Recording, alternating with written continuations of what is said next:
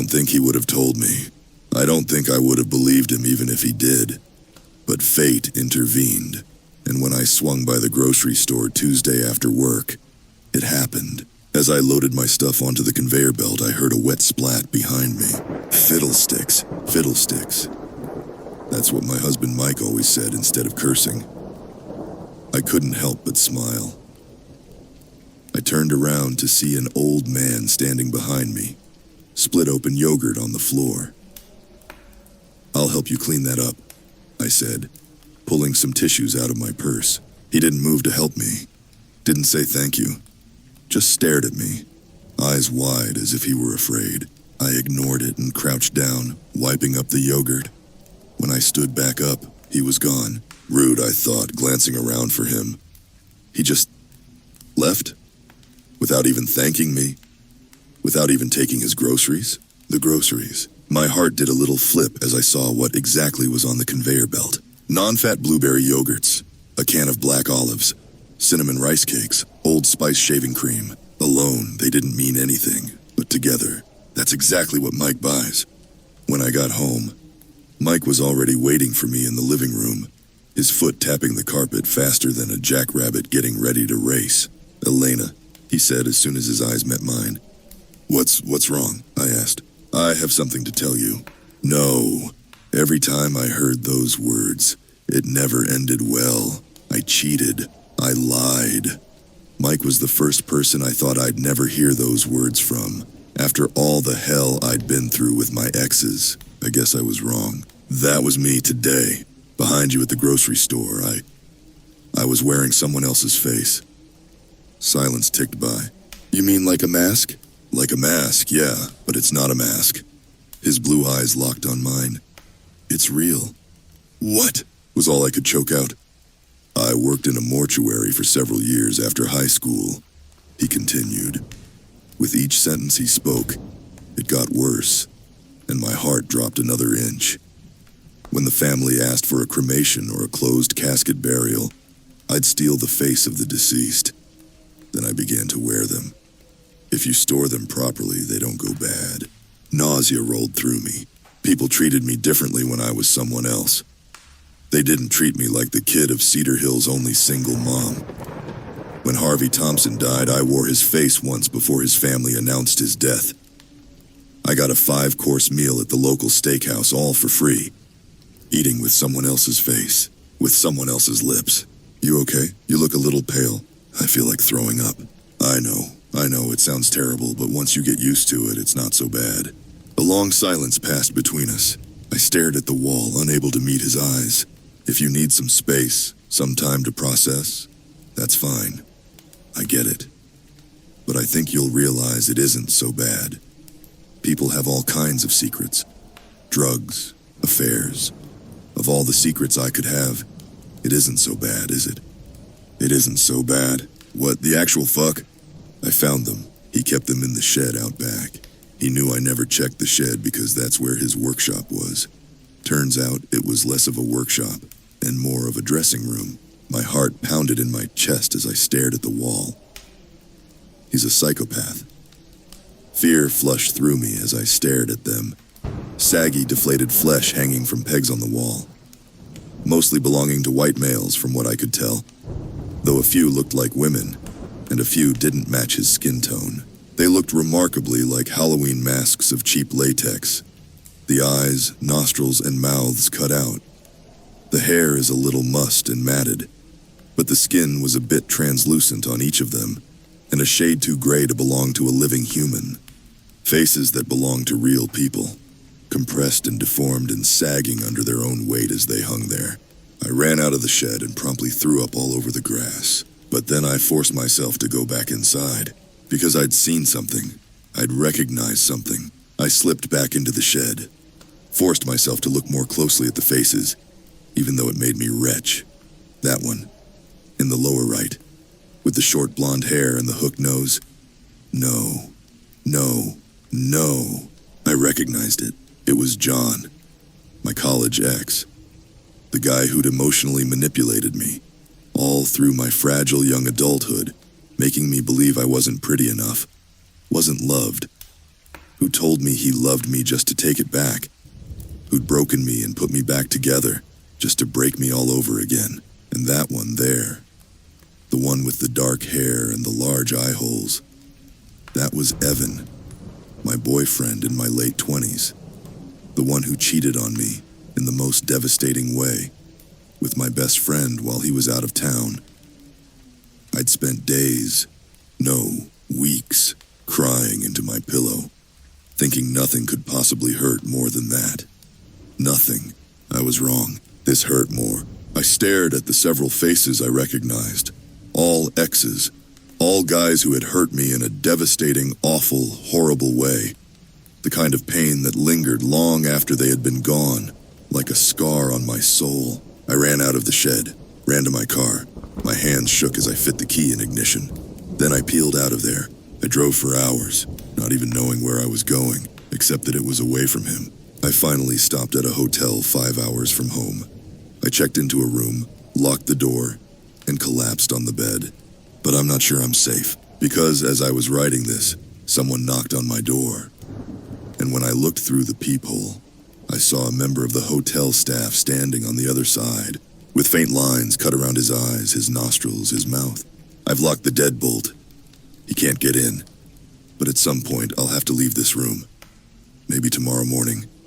Maybe a week from now. And he will be waiting for me. Whew, that last creepypasta was an intense one, wasn't it?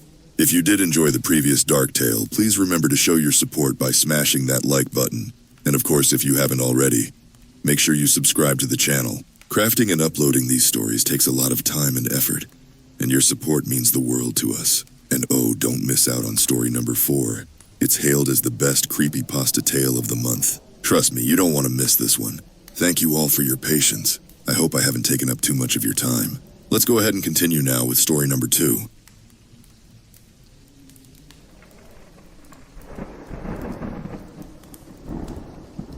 I used to love the outdoors. Camping, hiking, hunting, fishing, you name it. I was taking an opportunity to participate in it. My girlfriend was the same. We had bonded over our mutual love of nature and the peace that it brought. Now I'm terrified to spend any time in the woods. That thing I heard there, its voice still haunts my dreams. We decided on a weekend trip to the Mogollon Rim of northern Arizona. It was going to me, my girlfriend Allison, my friend Amanda and her husband Dave, and my sister Maria with her boyfriend Gabe. The last two didn't like the idea of roughing it in a tent, so we all went in on a nice cabin in a secluded part of the forest near a lake. The day of the drive, we all packed into my SUV and began the hours-long journey up into the mountains. After what felt like days, we came upon the turnoff given to us by the man who had rented us the cabin. It was at least another hour, a long, uneven dirt road into the depths of the forest, before we found ourselves pulling up to our rather luxurious cabin. I couldn't hide my disappointment. I was hoping for something a little less modernized, maybe without natural plumbing or electricity. Maria and Gabe were thrilled, and the others seemed excited too. So I told myself I'd enjoy this little slice of heaven out in the middle of nowhere. After all, how often would I get to stay in a place like this? We unpacked our things, found the key where the text said it would be, and went inside to find another note. The septic system was emptied a few days ago, and the cabin hasn't been used since. You'll find fuel for the generator in a shed about 5 minutes walk from the cabin. Keep the doors locked and the lights off after 10, otherwise you might get unwanted attention. I hope you enjoy your stay. Ernest. I read it out loud and laughed. We've got indoor toilets, power, and all the other modern amenities we could ever ask for. I hope no one thinks we're roughing it out here, I teased. My sister just rolled her eyes. Dave and I finished unpacking things and gathered up fishing rods for everyone. The lake's a 20-minute hike from here. Anyone feel like going fishing? Gabe and Maria declined. But the rest of us made the journey out to the lake, and much to our surprise, it was empty. Got the whole thing to ourselves, Dave said with a slap to my back. Hope the fish are biting. We spent the entire day out on the lake, laughing, fishing, drinking, and having a great time. After several wonderful hours, we collected our catches and began the hike back to the cabin. By the time we had gotten back, The sun was disappearing behind the mountains, giving us just enough light to find our way back to the cabin without injury. Upon arrival, we noticed the lights were already on. Guess they got the fuel for the generator, Allison said, amused. Didn't think they'd even leave the cabin. That night, we fried up our fish and settled in for a pleasant evening. Even Gabe and Maria enjoyed the fish. The trip was already looking great. We continued this way for 3 days, everyone enjoying the trip in their own way, with Dave, Allison, Amanda, and myself, often leaving early in the morning for a hike, or to spend some time out by the lake, and Gabe and Maria hanging out at the cabin. Every night we'd kill the lights at around 9:45 to follow the wishes of our host, and every morning we'd be up bright and early for another adventure. Everything was turning up aces. We were all having a great time. Then, the 4th night came. Most of us had spent the day on a 6-hour hike through rough trails, and we were beat. We had crashed early, reminding Gabe and Maria that the lights needed to go out by 10 so we could avoid things like bears. They rolled their eyes, but agreed. I woke at 2:30 in the morning to the sound of panicked knocking. Slowly, I moved to sit up, but I felt Allison's hand seize my shoulder as she looked at me and shook her head fiercely. "Hello?" I heard a man's voice call from the front door of the cabin. "Hey, I'm sorry to bother you all so late. It's just, your light was on and I'm kinda lost. I'm trying to find my friends at the trailhead. I think I got turned around somewhere." "Hello?" The knocking resumed. I opened my mouth to speak, but Allison covered it, whispering, "We don't talk to the thing in the woods." I blinked, staring at her in shock. After a while, the knocking stopped, and Allison appeared to relax a little, until we heard the sound of something gently tapping the window of our bedroom. As I turned my head to look, Allison seized it and kissed me passionately. The tapping continued for several long minutes, during which she held that kiss and my face so that it remained away from the window. When the tapping stopped, she let me go. Her face was ghostly white. "It knows we're here now. It won't stop. It's going to come back." "What is?" I asked, confused. "The thing in the forest." "What is it?" I pressed. She just shook her head and rolled over to go back to sleep. "We need to leave tomorrow," she muttered. I didn't sleep much the rest of the night. The sound of the man at the door and his desperation, Allison's insistence that we ignore it, all of it seemed so strange to me, like there was a piece of this puzzle I was missing. When I finally woke from my restless slumber, Amanda and Dave were already up and making coffee. As I arrived, Dave turned to me and handed me a mug. "You tell Allie a scary story last night or something?" She spooked, white as a sheet. Never seen her like that. I blinked, staring at my coffee and looking up at Dave. He seemed chipper as ever, as though nothing strange had happened the evening prior. "You didn't hear all that knocking last night? The guy who got lost?" I asked, baffled. "Nah, Mandy and I were out like lights. Must have slept well past dawn, too. Man, that hike took a lot out of us. We were thinking of taking it easy tonight, you know? Maybe just head out to the lake and spend some time together." I nodded, looking back down at my cup. "Allie said she wants to go home," I murmured. "Well, that's no good," Amanda called from behind. "I just got done talking to her. She said you guys had a bit of a fright last night, that there was a bear or something trying to get in." "Or something," I replied, shaking my head. "Look, I think it's a good idea. We should head back into town, maybe just go home." Dave frowned. "We paid a lot of money to stay here for a week, man. We've only stayed 4 nights. Can we at least stay one more so it feels like we gained something? I know you've got the car and all, but I think maybe Allie just got spooked. We shouldn't rush to leave." I sighed. There was no way I was convincing these two to leave, but maybe Maria and Gabe would be willing to listen. "Just because your little girlfriend had a bad dream doesn't mean we should all pack up and run away," Maria stated flatly. "We're having a great time out here." When I found Allison, she was still very shaken. Her eyes locked in the middle distance, staring deep into the tree line at something that wasn't there. "Hey," I murmured, causing her to jump. "Sorry, can we talk?" She turned to face me full on. "No one wants to leave, do they? They all believe it's nothing, that I'm overreacting to a bear or something." I nodded, and she sighed dejectedly, finding a seat on one of the chairs on the porch. I'm not crazy, she said darkly. I've heard about this thing. My granddad and dad used to me stories about the thing in the forest. They told me to never say anything to it, never acknowledge it or look at it, because if I did and it recognized me, it would take me away. It would take me away and steal everything about me. She shivered, the way they told the stories. It was like they had seen something like that happen. She looked to me, tears forming in her eyes. Remember how I told you my dad died when I was young? That he was mauled by a bear? I nodded. He wasn't. That thing got him. It got him and took everything that made my dad himself away.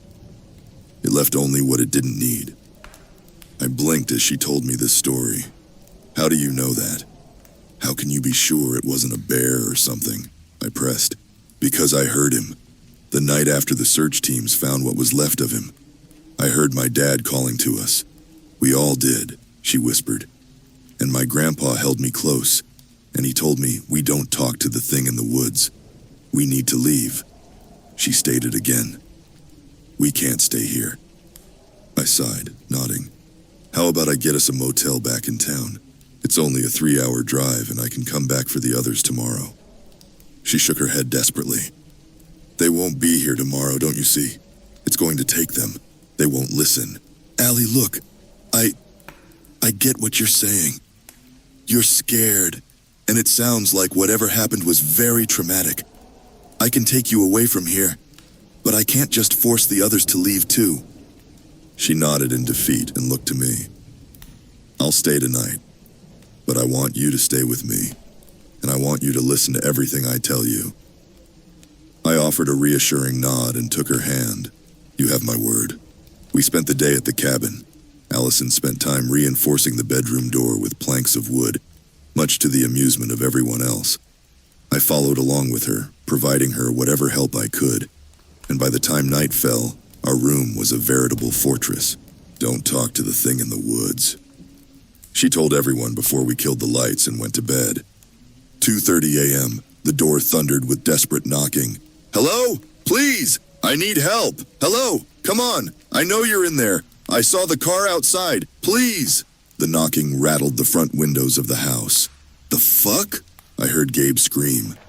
I heard him stomping toward the door. I rose to help, to stop, to do something, but Allison kept an iron grip on my shoulder, shaking her head fervently. Hello? Is someone there? I heard a voice. Please. It was a different voice. Feminine this time. Yeah, I'm coming. How the hell did you people find this place anyway? I heard the door unlock and fly open. You left the light on for me. The fuck? I heard Gabe cry out, but it was cut short. There were pained gurgles, the sounds of flesh being torn into. Then I heard Maria scream in terror. There was a crash, as if something massive had collided with the furniture in the living room of the cabin. Help me! Oh my God, Gabe, it got him! Help! Don't run so fast, Maria, I heard Gabe's voice call out. I can barely keep up. What? I think she stopped running because all I heard was a scream. There was a click and a loud bang. Dave had brought his hunting rifle with him. I heard a shriek, inhuman and unearthly. Another bang followed by another shriek. I don't know what the hell you are, but you aren't leaving alive. Another shot. Why not? We could all be friends here. Maria's voice chided. Silly boy, silly boy. Bang. Silly boy. Gabe's voice mocked. The gunshot stopped. I heard a grunt and cry of pain. Then I heard Amanda. Dave! Oh my God! A crash. Then the house fell eerily silent. Allison clenched my shoulder like a vice. Footsteps resounded, heavy and purposeful. There was a knock at our door. Hey man, we're ready to go. I heard Dave's voice call out before another knock resounded. Come on, silly, Maria called. It's early enough for us to get a head start on the day, exclaimed Amanda. This thing was using my friends' voices. I felt the bile creep into my throat. I could barely choke back vomiting as Allison looked desperately at me. Allie, baby girl, why don't you be a good little ranger and open the door for Daddy, eh? I've got so many things to show you. The color in her face drained completely. I stared at the door in horror as the voice continued. Daddy doesn't like all this hide and seek. I'm gonna come in. The knocking went from gentle to furious, violent banging. I saw the wood begin to splinter between the planks, reinforcing it. Allison looked me dead in the face. "We don't talk to the thing in the woods," she murmured. "Understand?" I nodded. The door exploded and Allie threw the covers over our heads, shielding us from the brunt of the splintering door. Then the calm befell everything again. I could hear it more clearly now. Every step it took sounded like the creaking of ancient branches. "Where are you, baby? Talk to Daddy," the thing called as it moved deeper into the room. Suddenly, I felt a pressure on the bed. Powerful, spindly branch-like objects wrapped around my form. "What's this? Anything to say?" Dave's voice cooed. I felt a sharp, stinging pain in my thigh, and as I glanced down, what looked like a collection of gnarled branches woven together to form a claw was driving itself deep into flesh. Allison's hand shot over my mouth. I wanted to scream out in agony, but I bit my tongue. I bit so hard the coppery taste of blood flooded my senses. The world was spinning, the pain was excruciating. No crying, no pain. Something raked across my back. My eyes bulged as I felt warmth trickled from my back and begin to cool on the sheets beneath me. "Aw, that's no fucking fun," Gabe cried out, and then I heard something else. A mixture of animals roaring in unison. Bear, mountain lion, wolf, deer, boar. It was a cacophony of beasts, and they were pissed. I heard slamming against the shelves, wood splintering and glass shattering. "Nothing? Nothing."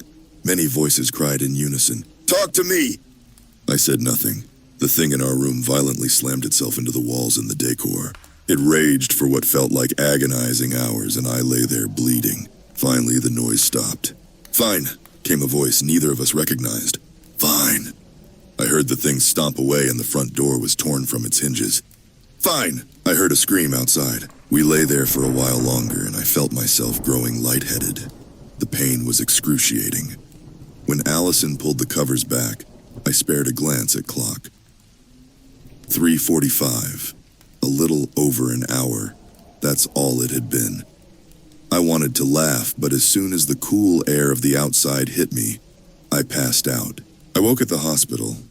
Evidently, I had been unconscious for a little over a day. Allison was sitting in a chair next to my bed, bandages covering many small cuts and scrapes. She told me that it took her some effort, but she was able to haul me into the car and get us into town, and that she was sorry for a few bruises on my body that I had likely sustained during our flight from the cabin. She told me that she had gone up with the sheriffs in the morning to show them what had happened. There were no bodies, just a few pieces of gore and plenty of blood. She showed me pictures she had taken of everything that had happened. The cabin was wrecked. The floors, the shelves, the furniture, everything was destroyed. It looked like she tried to avoid it, but I saw the streaks of where my friends had died too. It has been 2 years. I haven't gone into the woods, or camping, or fishing since then. Allison and I are married now. I guess a shared trauma like that brought us together. We stay in the desert now, away from the trees, but there have been some nights where I swear I could hear Dave calling for me. Allie assured me that it was just bad dreams, that it didn't come down from the woods, but it didn't help to ease my fears. If this doesn't convince anyone to avoid the woods, then I have only one piece of advice. We don't talk to the thing in the woods.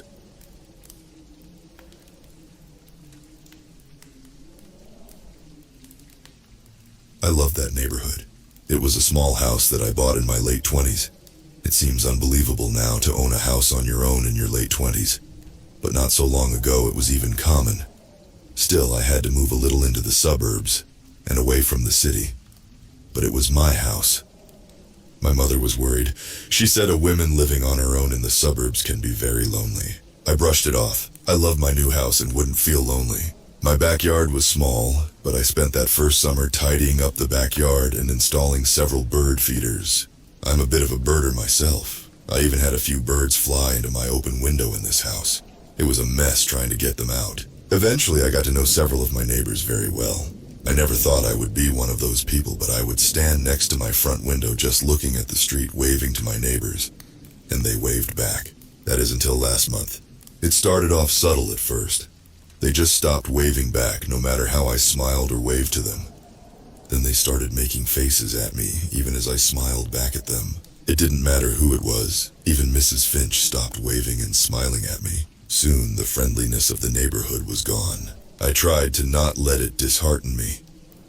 I still tried to smile and wave as people walked past, but I did not get any more warm responses. Then one day, Mrs. Finch, who had always been friendly with me, knocked at my door and said, "I don't care what you do in your home, but I don't appreciate the looks that I get when I walk down the street."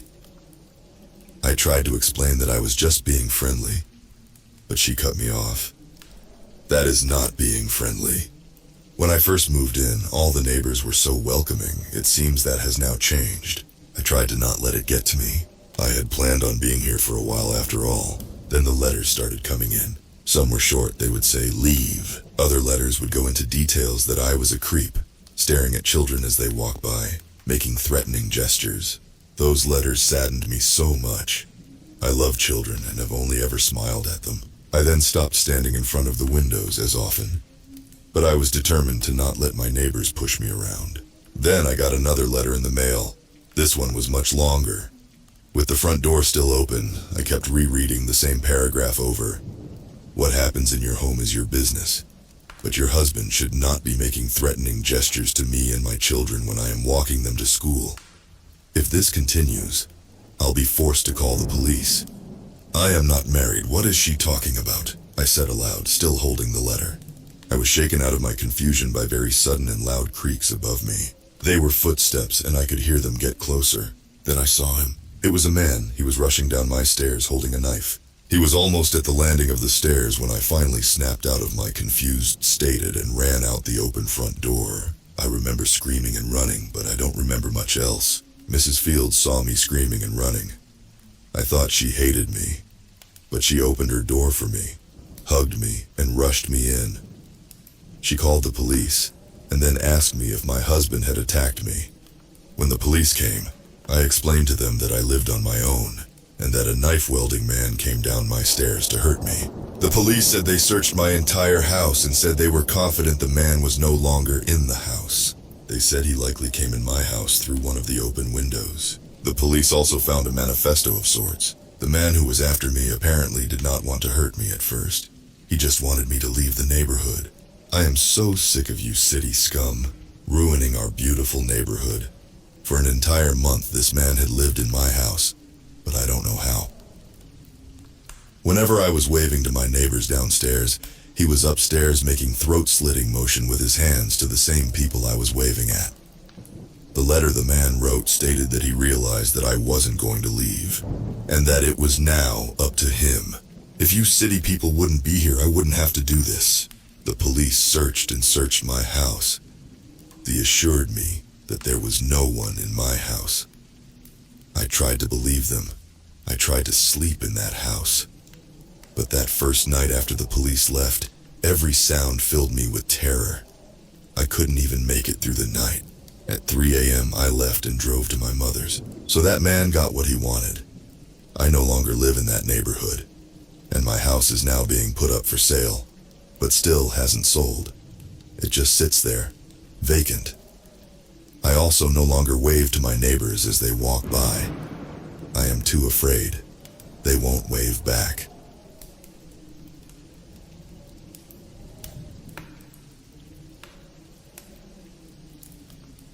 And finally, story number 4. Last year, I learned a lesson I will never forget. Trust your gut. I had the day off from work. I wanted to do something fun, but everyone I knew was busy. Makes sense. I mean, it was a Tuesday. I decided I'd just go to the amusement park by myself. I've done it before and had a great time. I'm a bit of a thrill seeker. Well, not too much anymore. Going 5 miles over the speed limit is about all the excitement I want out of life anymore. I got to the park at around 2 p.m. It was slow, even for a Tuesday. It gave me a sense of excitement because I knew I'd be able to ride a lot of rides without having to be there all day. At the same time, it gave me a weird, uncanny feeling. All this space and not enough people to fill it up. I ignored the feeling and moved on. I don't know about you, but whenever I go to an amusement park, I like to work my way up to the really crazy rides. I'll start small and finish off the day with my favorite. My favorite just happened to be called the Grim Reaper. It feels a little too on the nose, doesn't it? It was 7:30 p.m. and the park closed at 8 p.m. And I knew it was time to get in line for my final ride. I also made a new friend while there. We met standing in line at one of my first rides of the day. We decided after chatting the whole time in line that we'd hang out for the rest of the day. His name was Charlie. We agreed on every ride that day, except for the last. He wanted to end the night on the Mindbinder, but after some convincing, aka the Mindbinder's line was way shorter while passing by, we decided to do the Grim Reaper last. We got in line for the Grim Reaper, and there was hardly anyone in line. It made sense given that it was almost closing time. Do you think they will let us ride multiple times if the line stays down? Charlie said with his hands clasped excitedly in front of him. I just smiled at him and chuckled. Normally I would have been excited too, but something in my gut felt so off. For some reason I didn't want to go on one of my favorite rides. Maybe it was the 5 corn dogs I ate a couple hours earlier, I figured. I'm a very rational person. I wasn't the kind of person to let anxiety or worry rule over me. I always thought life was just what you made of it. When we got in line, there were about 60 people, give or take. The people in front of us did their ride, and 30 of us were left in line. People started looking at the time and saying they were tired and just getting out of line. By the time it was our turn, only 19 people were in line. I knew the ride well enough to remember that it held 20 people. So if no one else got in line, they really might let us go multiple times. I really didn't want that though. Honestly, I felt even more compelled to get out of line after all those others did too. And I didn't want to seem lame to my new friend if I wanted to get off the coaster after one ride. The time came for us to get on the ride. My heart was pounding faster than it ever had. I wondered if I was all worked up because I watched Final Destination 3 with a friend a couple weeks back. But I wasn't having visions of the terrible fate we would all face. I was just feeling off. I did everything in my power to get it to all make sense and to not worry. But nothing worked. I seriously considered just telling Charlie I didn't feel great after the last ride. But I finally found someone with my taste in roller coasters. I didn't want to let him down. We were towards the back of the line, so we didn't have much say in where we sat. We ended up in the third car from the front. I was just happy we weren't in the front car. As you get on the Grim Reaper, it plays a cheesy little jingle. Nowhere to run, nowhere to hide. The Grim Reaper will find you dead or alive. With music in the background that always sounded so dumb in the past. I couldn't believe it was getting to me. Charlie even hummed along to it while grabbing my arm with happiness. We got in our seats, and an employee came by and pulled down the metal bar restraint to secure us in our seats. It was the kind that strapped you individually over your shoulder. I'm on the chubbier side, but I can always fit into coaster seats. I've never been told I couldn't go on a ride. I'm just sometimes a little snug. It's actually kind of nice because I feel very secure. As we got strapped in, I felt the plastic-coated metal hit my shoulders and chest. It should have given me a sense of comfort and safety, but I just felt trapped. The employee walked back to the station that has the infamous big button that starts the ride. He flashed all the thumbs up and yelled, "Ready for the Reaper?" Everyone raised their hands and let out an excited scream. Except for me. I let out a large sigh, counting down the seconds, trying to imagine Charlie and I once we were off the ride and how happy we would be. The employee hit the button and we were off. The coaster shot out of the loading station like we were a bullet being shot out of a gun. After that, it started on a relatively slow ascent up a point to a drop-off of 60 degrees. A couple of twists and turns, a big loop, and some more twists and turns. About halfway through the ride, I was enjoying myself. I was thinking about how the hard part was done, and I was safe. Just a little anxiety was all. We were rounding out our last bend when a sense of relief came over me. I could see the end of the ride. I was almost done, but the ride didn't start to slow down. Normally, the coaster starts to slowly come to a full stop several hundred feet from the end. But it was still going. As we passed by the loading area, I saw the operators look confused as we raced by. I noticed no one else was waiting in line. Someone screamed, "One more time!" and everyone on board gave an excited response. Everyone except for me. Charlie looked over at me and grabbed my wrist. Yes! I knew they would let us keep going. This is awesome! He let out an excited yelp as we reached the climb to the drop. He was beaming with joy the whole rest of the lap. We passed by the loading area once again, but this time the coaster operator had a couple other people standing with him. The operator who strapped us looked red and worried. As we were whipped by the employees for our third ride of the day, the other riders were divided. Some were still excited, screaming, "Let's go, one more time," or "Best day ever, yeah!" Some people started to sound scared. Not everyone noticed the employees looking frazzled. I can promise you one thing, I noticed. We started going up the incline again. This was the slowest part of the ride, at around 10 mph and slowing down a little as it reached its peak. This gave us opportunities to take a breath or try to talk, although it was only for a total of about 20 seconds. Are we stuck?" I said nervously to Charlie. "I'm sure we are fine. There is just a malfunction with the electrical system not activating the brakes or something. There is always a manual shut-off." He was cut off, and we went down the steep hill. We passed by yet again, this time with more people looking worried, and someone standing close to where the coaster would go by. He tried to yell at us as we went by, but we couldn't really understand him. Maybe something about them working on getting us off. This time, as we zoomed by, everyone was scared and starting to panic. I guess it didn't sink in for some people what was happening until right now. We went around a fifth time, and everything remained the same. On the sixth time, we were at the peak and saw a fire truck coming into the parking lot. From the top of the incline, we had a perfect view of the parking lot, along with the side of a highway a little further out. It took 2 more loops around the track by the time the fire department got to us. Not just them, but police officers and ambulances. It started to scare me. Why did they get ambulances? Is it just protocol, or is there more to this? Someone came in a few minutes later with a big white board that they used to write messages to us. The ride was too loud when passing by them to hear anything, so this was their only way to talk to us. It must have been the 12th or 13th time around when the whiteboard read, "Trying to free you at peak."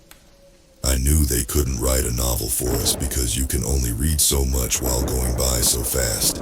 But come on, people. What is that supposed to mean? I think they just wanted to tell us they were working on a way to get us down. But that didn't matter.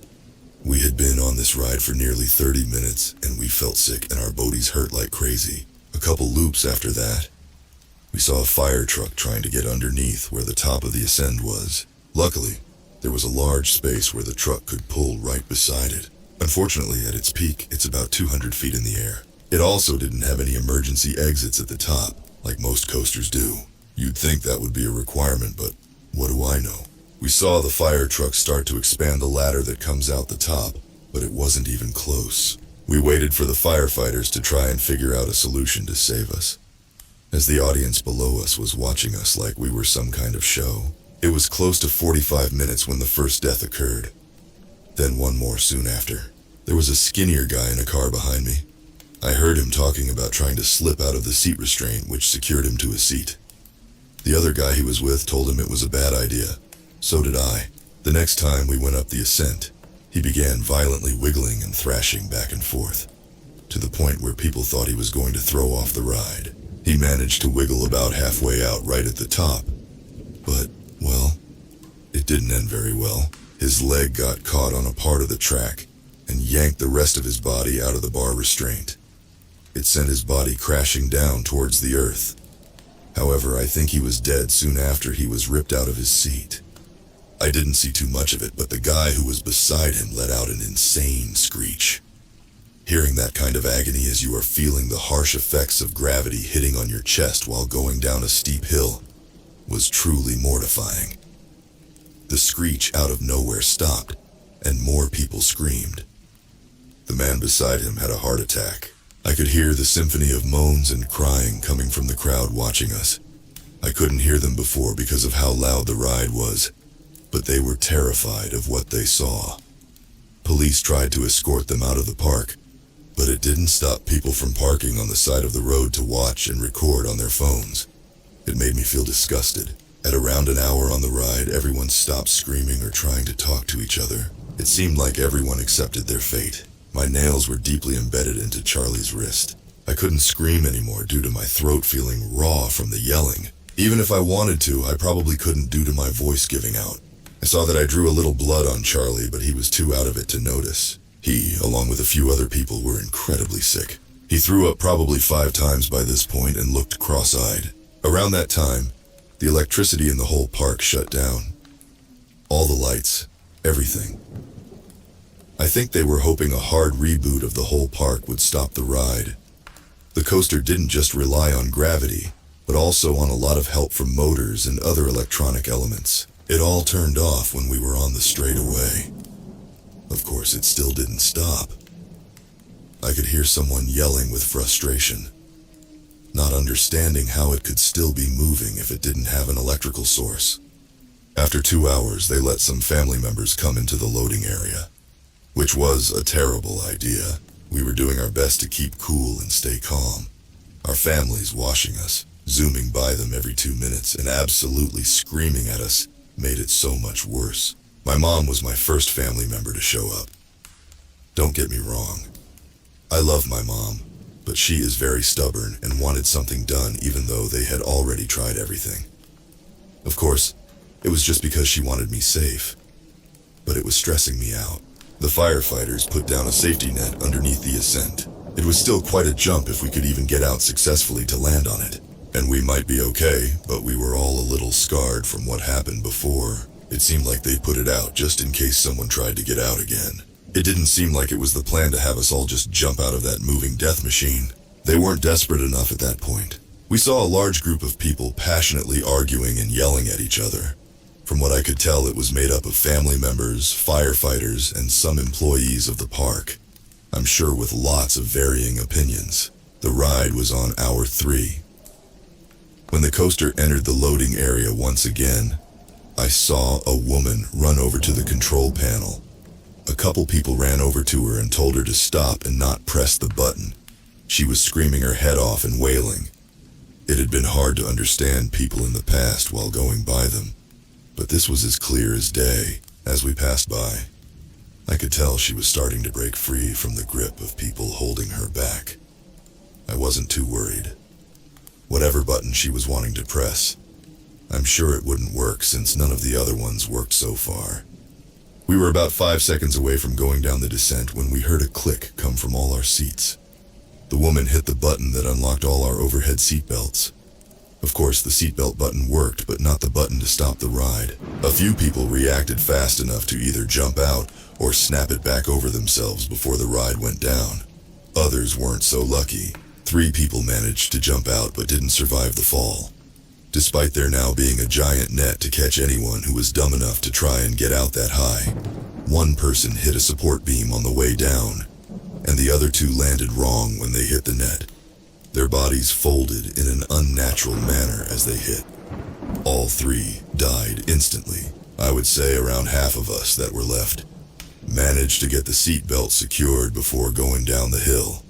Everyone else had to hold on for dear life, and unfortunately, I was one of them. I felt my stomach start to drop as I reached up to grab the only thing that would keep me from becoming a part of the pavement below. The restraint wasn't completely useless at this point. I just had a good 12 inches in between my chest and the restraint. As I dug my fingers into the plastic, I hoped I would be fine. Then the ride dropped. I felt my butt lift off the seat I had become so familiar with. I tried to wrap my ankles around the floor of the coaster to keep the rest of my body from flying out. Charlie luckily got the restraint down, so he was trying to get his leg over mine and hold me down with his arm. After the longest 5 seconds of my life, I managed to pull it back down over my chest. I wasn't sure who else got theirs down, but I assumed, from how scared a few of them sounded, it wasn't good. All I could think about and look at was the big loop coming up. As we got closer, I could hear swearing from multiple passengers. including someone in front of me. She was violently pulling at the restraint, but it just wasn't budging.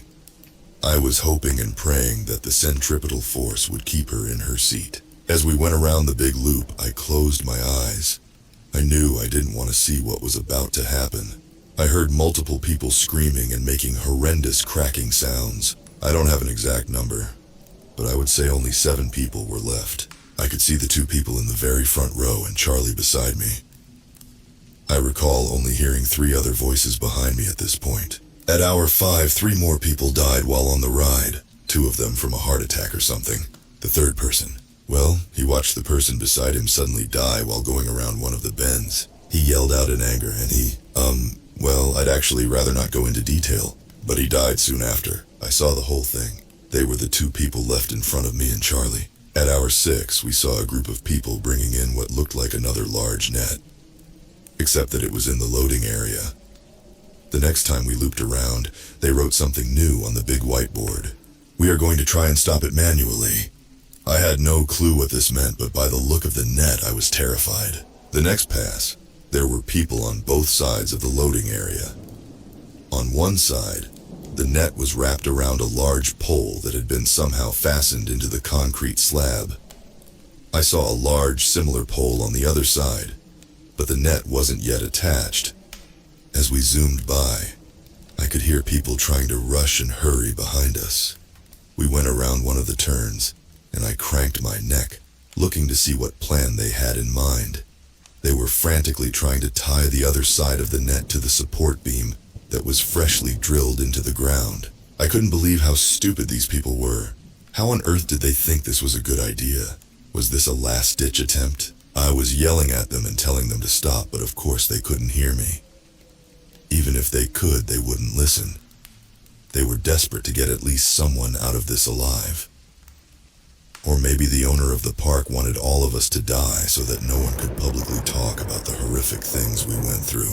As we went past the last bend, the hundreds of people watching the spectacle cheered, clapped, and celebrated. Somehow, not seeing any of the flaws with this terrible plan, we were on the straightaway and my heart started to pound again. The few seconds before we hit the net felt like slow motion. I swore I could see everyone's face. They looked happy. I couldn't believe it. It made me upset because I knew they were all about to be very disappointed. Finally, we hit the net. Of course, it was no match for a giant metal contraption hitting it. The metal pole was ripped out of the concrete slab and smashed down right in between our car and the one behind us. As we headed for the incline, we tried to get the net that attached itself to us off of the coaster. Luckily, we were able to get it off of us, but no luck with the metal beam that was now awkwardly lodged in the coaster. As we started going down, the whole ride started to shake violently. It felt like we were going to fly off the track. We made it to the first turn. I heard a loud snap and 2 screams. The 7 coaster cars behind ours broke off, and the metal beam found its way underneath. As we turned, I watched in disbelief as the cars behind us all went flying off the tracks. At that point in the ride, it was about 50 feet off the ground, still enough to kill them. I wasn't fast enough to close my eyes and saw the whole thing. It went off the track like it had wings and suddenly plummeted down into the earth. The screaming immediately stopped when the ride landed upside down. My imagination filled in the blanks and shuddered at the thought of the carnage below me. And then there were 2.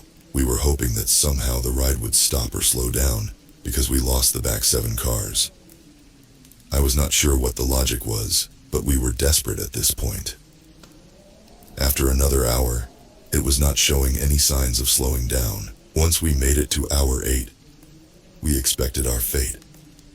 I was hoping that this would all be over soon, and we could just be done. I don't think either one of us thought we'd get off. We just hoped, at this point, that our deaths would be quick. Over the next couple hours, we noticed a piece of metal on the car ahead of us start to wobble and loosen. I'm not sure if it was just the wear and tear of the ride going for so long, or the whole net fiasco. It kept looking like it was about to come loose and we'd duck out of the way. We were imagining the worst possible outcome, thinking it would fly off and decapitate one of us. Eventually it did come off, but it wasn't a dramatic moment like we thought it would be. It was so much worse. Instead of coming all the way off, it only partially came off and started grinding loudly against the track. We heard an audible cringing sound from everyone watching below. The sound was horrendous. The thin strip of metal started to find its way underneath the car. Charlie was worried it would dislodge the coaster from its tracks like we saw just hours before. He told me he was going to try and grab it. I begged him not to. After a few laps of me telling him to just leave it, he made up his mind and contorted his body to try and grab the sharp metal. I couldn't see his hand as he reached down for it, but I could see his face. Somehow that made it worse. His expression quickly changed from focused to shocked in a matter of seconds. His face was blank. I heard screaming but had no clue what was going on. He lifted up his arm and I don't think I will ever be able to get the image of what used to be his arm out of my head. When he gripped the metal, it slipped and went deep into his forearm. I tried to grab his shoulder to calm him down, but to my shock, he was calm. He was more silent at that moment than he had been the whole day. He wouldn't even look at me. He was almost mesmerized by the sight of his bloodied, disfigured arm. I felt lightheaded and had a ringing in my ears, watching the blood start to make its way down his entire body, then to me and the floor of the coaster. It was making me feel sick watching the blood move around the car as we went around the twists and turns of the ride. Within minutes, Charlie looked like a ghost. I did my best to try and wrap his arm up with shreds of my shirt, but it was completely pointless. I don't think an old t-shirt can help when you see the bone. I tried to talk to him. I tried to make him feel as comfortable as I could, but it was no use. He was fading in and out of consciousness. We began going up the ascent, and he finally looked over at me. I couldn't begin to explain all that I saw in his eyes. I could see the pain and sadness, but also the relief. He knew he was going to die, but I don't think he cared. He gave me a weak nod of the head and looked ahead when we went down the hill. I tried to keep a close eye on him this lap, but it was honestly hard to look at him. I heard him take a deep breath right before the loop. When we finished the loop, I looked over at him and, well, he was gone. I was now left alone in the death trap. I never imagined it could have gotten any worse. But having a dead body sitting next to you on a roller coaster is not something I would recommend. I was sitting in shock next to my dead friend for a couple hours. I was frozen in fear, not wanting to even think of a way out. After gaining some courage, I contemplated my next move. I came back into reality and realized the coaster was going just slightly slower. It wasn't significant, but if the loops were taking just slightly longer than before, that damn piece of metal that killed Charlie must have made its way underneath and not derailed it, but slowed it down. I ended up taking off my shoes and Charlie's shoes. I had a plan that was probably dumb, but if I died, at least it would be in my hands. As I went by the loading area, the coaster started to slow down just before the ascent. I threw all 4 shoes right in front of the ride. A part of a shoe caught the truck in just the right spot. The ride was still. I could feel the coaster almost pulsing, trying to move with all its might. I was sore.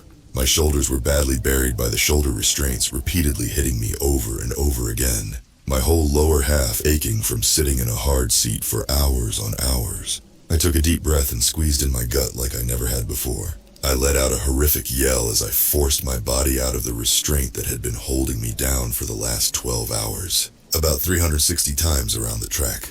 My heart was racing as I felt the coaster start to win the battle to move again. I managed to squeeze out just seconds before it took off. I was freed and jumped. Luckily, I just barely hit the net below. I also managed to hit the net, so I didn't hurt myself too badly. Nothing is worse than what that ride already did to me. I laid on the net, looking up into the sky, in disbelief. I was still. I wasn't moving. It was almost making me feel motion sick, not moving around. Like when you are reading a book in the car and you look up after an hour. Everything was blurry. I could barely hear the faint sound of people trying to get to me, but it was mostly just my ears ringing and my heart beating. After just a few minutes, I was down. They immediately rushed me to the ER, where I stayed for 3 weeks. I sustained a broken rib, a broken collarbone, severe bruising, and a concussion, just to name a few. Not to mention the mental trauma. I'm writing this as I'm feeling ready to finally tell my story. This is the first time I'm digging back into my memories and recollecting the whole experience. I've started to work through all this with a therapist, and it's made me realize I need to get it all out of my system.